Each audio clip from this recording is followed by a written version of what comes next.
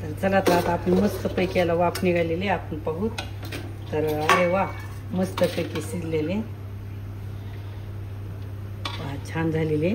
तर मंडळी कशी वाट रामकृष्ण हरी मंडळी, आमची सह्याद्री यूट्यूब चॅनलमध्ये तुमचं सर्वांचं अगदी मनापासून स्वागत. तर चला तर मग सकाळची सगळी कामं आटोपली आणि देवपूजा पण झाली आपली सकाळ सकाळ मस्तपैकी. पहासा आंघोळी करून देवपूजा झाली म्हणजे कसं घरात प्रसन्न असं फ्रेश वातावरण वाटतं.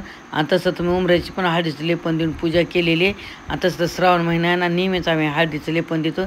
एरवी तरी पौर्णिमा गुरुवारी असं, पण चला म्हणलं मस्त पूजा वगैरे झाली. पूजा झाली की कसं आपल्याला स्वयंपाकाकडे वळावं लागतं.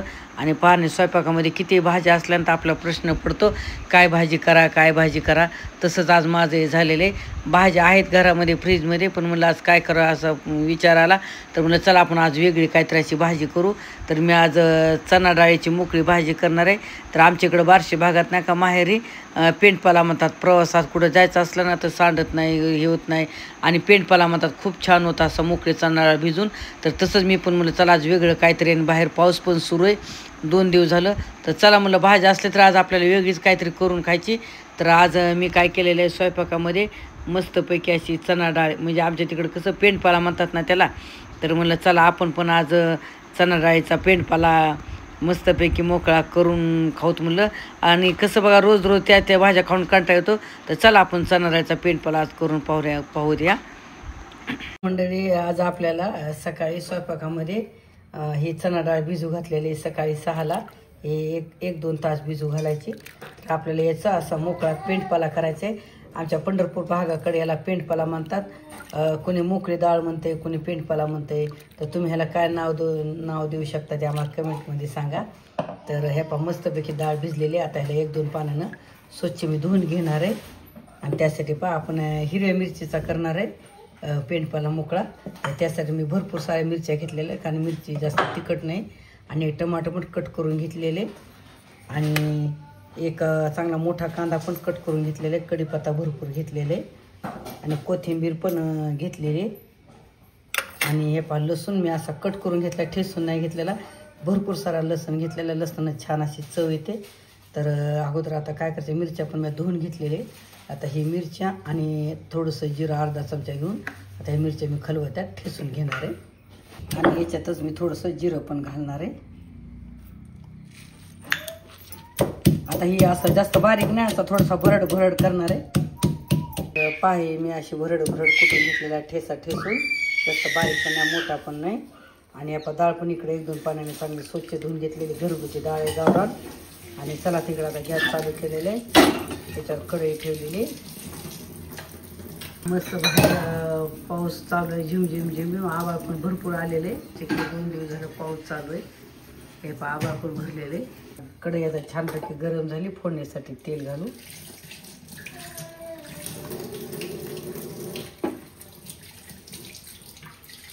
तेल मस्त गरम झालेले. त्यात मोहरी घालून घेऊ. मोहरी पण छानपैकी अशी फुलली. थोडंसं जिरं घालू, कारण आपण मिरचीमध्ये पण जिरं घातलेले. आणि त्यानंतर कट केलेला कांदा घालायचा.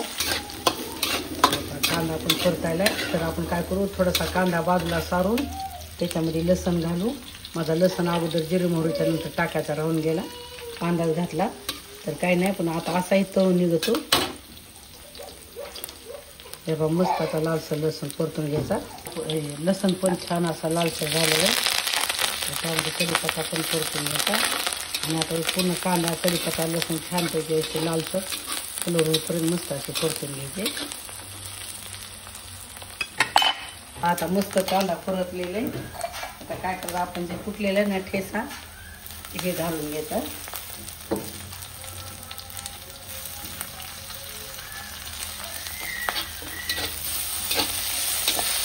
काय करायचं, हे जे टमाटर होतं ना एक कट केलेलं टमाटर घालायचं.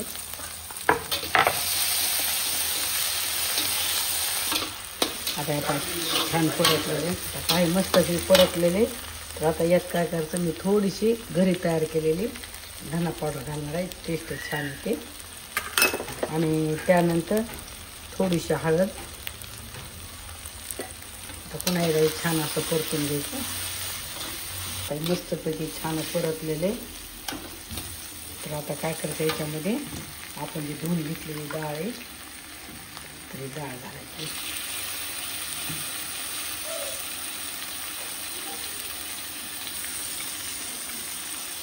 हे छानपैकी असं खालून येते कांदे परतून मस्तपैकी.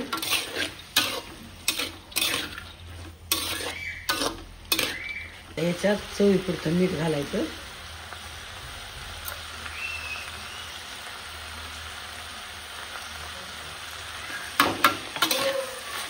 लगेच कोथिंबीर पण घालणार आहे, भरपूर अशी कोथिंबीर घातलेली.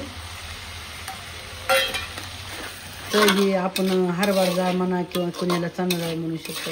तर हे आपण भिजत घातलेले चांगली, पण ह्याला चांगली अशी मऊ सूट थोडीशी सुजी द्यावी लागते. तर त्यासाठी काय केलेलं मी इकडं एक थोडंसं गरम पाणी केलेले. आणि कधी बी नाही का असं गरम पाणी घालायचं भाजीला, गरम पाण्याने चव वाढते, टेस्ट येते छान. त्याप्रमाणे थोडंसं गरम पाणी घातलेले, छानपैकी अशी शिजते. आता आपण काय करू, याच्यावर एक प्लेट झाकू, म्हणजे वाफेनं चांगली दणकून वाफ निघते, मस्तपैकी शिजते चणा डाळ. तर आता ह्याच्यावर प्लेट झाकू आणि मस्त एक वाफ काढू छानपैकी. तर चला, तर आता आपण मस्तपैकी याला वाफ निघालेली आपण पाहू. तर अरे वा, मस्तपैकी शिजलेले, छान झालेले. तर मंडळी, कशी वाटली आमची चणा डाळीचा पेंडपाल्याची रेसिपी. आणि कसंही जास्त गाळ पण नसते, पेंडपाला थोडासा निवरच असते आणि एकदम साध्या आणि सोप्या पद्धतीने बनवलेले. आवडल्यास तुम्ही अशा पद्धतीने थोडंफार करून पहा आणि पहा, मग टेस्ट एकदम भारी लागते. कशी वाटली आमची साधी सोपी पद्धत, आवडल्यास आम्हाला कमेंट करून सांगा.